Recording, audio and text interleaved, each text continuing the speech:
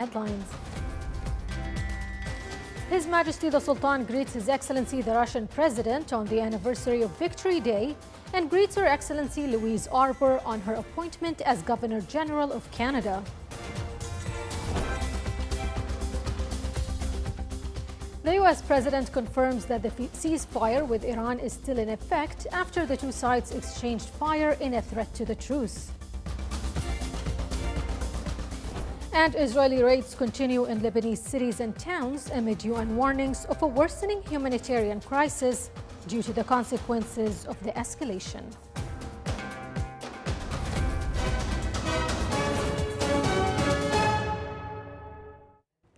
Those were the headlines. Now for the news in detail.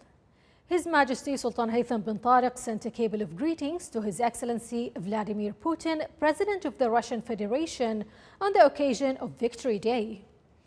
His Majesty the Sultan also sent a cable of greetings to Her Excellency Louise Arbour on her appointment as Governor General of Canada.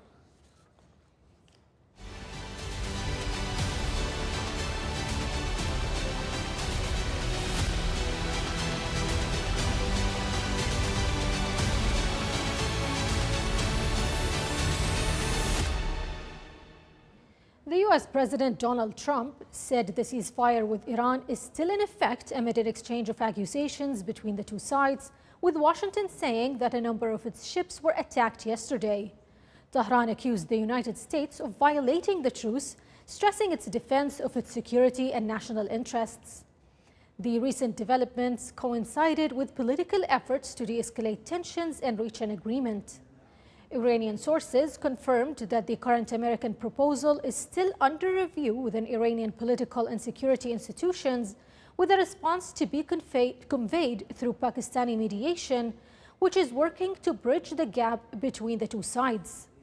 Alongside these diplomatic efforts, the repercussions of the crisis on maritime traffic in the region continue, with the United Nations reporting that more than 1,500 ships and 20,000 sailors remain stranded in the Gulf region. The possibilities remain either the stabilization of the truce or a return to renewed escalation. In southern Lebanon, 4 people, including 2 women, were killed and 8 others wounded in an Israeli airstrike targeting the town of Tura. Israeli artillery also shelled the outskirts of some other towns in Lebanon. Hezbollah announced a series of operations targeting Israeli army positions and vehicles along the Lebanese border in response to the ceasefire violation. Meanwhile, the United Nations say the humanitarian situation remains volatile in Lebanon. Israeli strikes on Beirut's southern suburbs caused a new wave of displacement of civilians who had already been impacted by months of conflict. Overall, more than 1 million people remain displaced in Lebanon. This includes 126,000 people hosted in more than 600 collective shelters across the country, while most of the displaced remain outside formal shelters.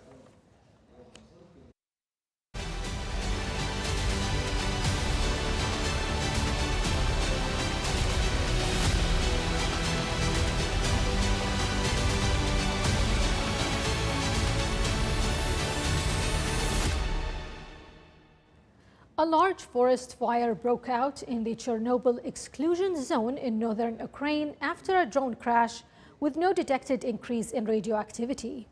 Meanwhile, Russia and Ukraine traded accusations of violating the 2-day ceasefire declared by Moscow to coincide with its celebrations of the anniversary of its victory over Germany in World War II.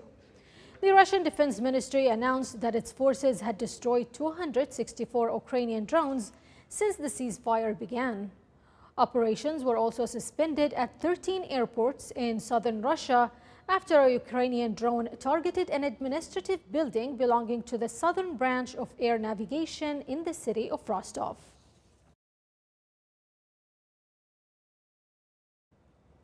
The Food and Agriculture Organization of the United Nations reported that global food prices rose in April for the 3rd consecutive month. Vegetable oil prices in particular surged due to unrest in the Middle East. The FAO Food Price Index averaged 130.7 points in April, with an increase of 1.6% from its revised level in March. FAO slightly raised its forecast for global grain production in 2025 to a record high of over 3 billion tons, with a 6% increase from the previous year. Somalia faces a severe malnutrition crisis and urgently needs more aid funding to avert a catastrophe, according to the United Nations World Food Programme. A combination of multiple failed rain seasons, which have wiped out crops and livestock, and ongoing conflict and insecurity is pushing people in Somalia into dangerous levels of hunger at a time of radical cuts in foreign aid. Some 6 million people in Somalia are facing acute hunger, while 1.9 million children are acutely malnourished.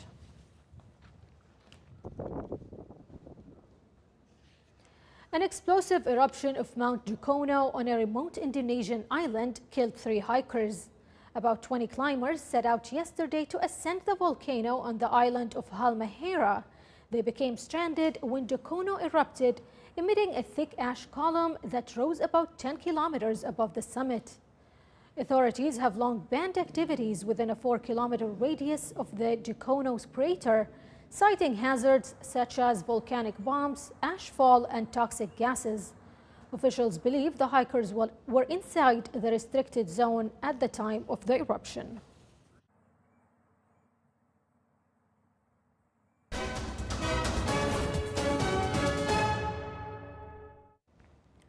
As part of ongoing efforts to strengthen infrastructure and improve the quality of services in Al-Wusta Governorate, the Wilaya of Ad-Duqm witnessed the opening of a number of services and development projects. More details coming up. As part of the ongoing efforts to strengthen infrastructure and improve the quality of services in Al-Wusta Governorate, the Wilaya of Duqm witnessed the inauguration of several service and development projects. This included a municipal slaughterhouse, the construction of roads in industrial and residential areas extending 12 kilometers, as well as the establishment of a sports field in the village of Hitam. Foremost among these projects is the inauguration of the integrated municipal slaughterhouse, which is considered one of the vital projects aimed at enhancing the food security system and ensuring food safety amid the growing challenges facing this sector.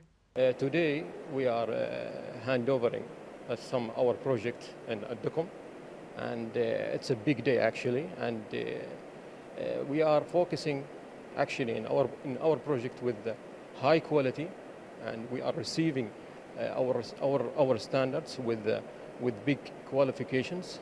We are also evaluated our company based on their quality.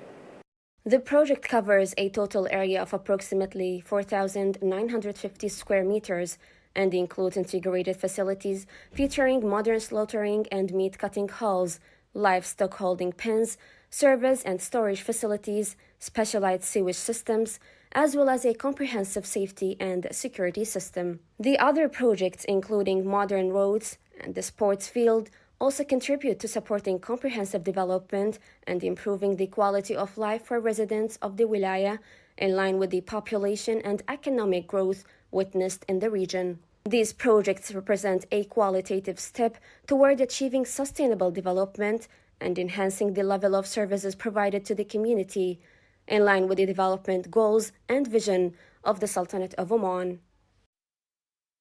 At the University of Technology and Applied Sciences in Muscat, learning unfolded in a more vibrant and engaging way as the Preparatory Studies Center hosted its annual open day to spark students' creativity, explore ideas, and reflect on the possibilities ahead. More details coming up.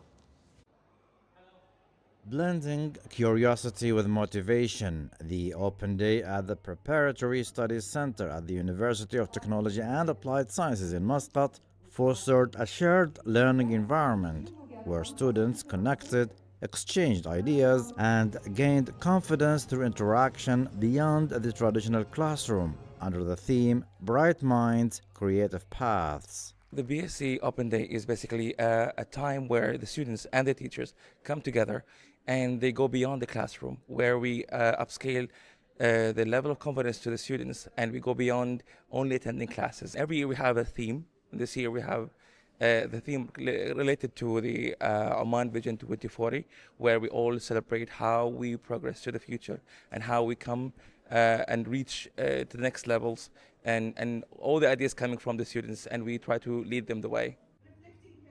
Workshops were a key part of the event, emphasizing both personal development and academic readiness. Sessions on emotional intelligence, workplace communication, and future career skills prompted students to consider their futures and boost their abilities. I participated in Oman Blue Future competition. This competition included a very environment global issues. Including this, me and our team choose overfishing like a topic for our poster. In our poster, we have mentioned the causes and effects and the problems, and also we suggested two solutions. The first is a consumer awareness, and the second is sustainable fishing. It was a short story competition about Oman Vision 2014, focusing on ideas for Oman's future. We wrote about traveling to Oman in 2014 and showed the technology and clean energy and strong relationship. This competition also helped me to improve my skills and be more confident. From creative writing and tourism challenges to the math escape room and digital lab, each experience invited participation and discovery, offering students a clearer sense of the journey from school to university. Such interactive experiences go beyond knowledge, inspiring creativity and guiding students toward future opportunities. Reporting from the University of Technology and Applied Sciences in Muscat, this is Saleh bin Khalfan al-Rahbi.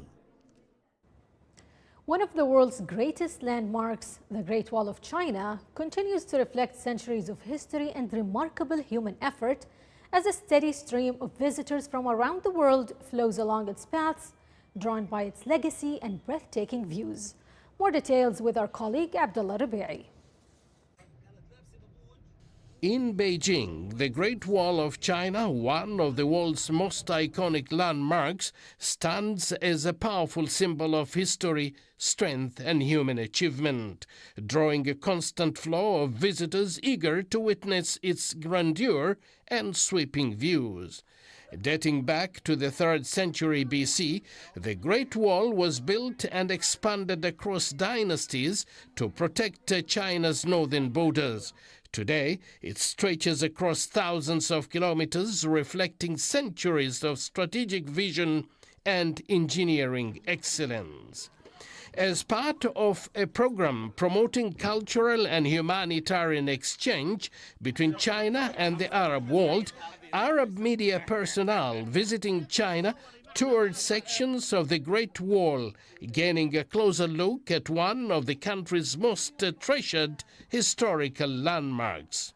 Recognized by UNESCO as a World Heritage Site in 1987, the wall attracts 1 million each year, an endless stream of visitors moving along its paths to experience its historical depth and breathtaking scenery. During the visit, I walked along one section, climbing steep paths that demand real stamina and determination. What stood out was the inspiring sight of people of all ages steadily making their way forward, united by the desire to experience even a small part of this remarkable structure. More than just a monument, the Great Wall is a journey through time, connecting the past with the present and leaving every visitor with a deep sense of admiration for its enduring legacy. From the heights of history, standing at the Great Wall of China, where every stone tells a story of strength and legacy, a timeless masterpiece that connects the past with the present, reminding us that great civilizations are built on vision, endurance. Abdullah bin Ahmed al-Rubi'i, Sultanate of Oman Television, the People's Republic of China. This is the Sultanate of Oman Television. Before we end tonight's bulletin, here's a recap of our main headlines. His Majesty the Sultan greets His Excellency the Russian President on the anniversary of Victory Day and greets Her Excellency Louise Arbour on her appointment as Governor General of Canada. The U.S. President confirms that the ceasefire with Iran is still in effect after the two sides exchanged fire in a threat to the truce. And Israeli raids continue on Lebanese cities and towns amid UN and European warnings of a worsening humanitarian crisis due to the consequences of the escalation. With that, we come to the end of tonight's bulletin. For more updates, catch us on our next broadcast. Thank you so much for watching, and until next time.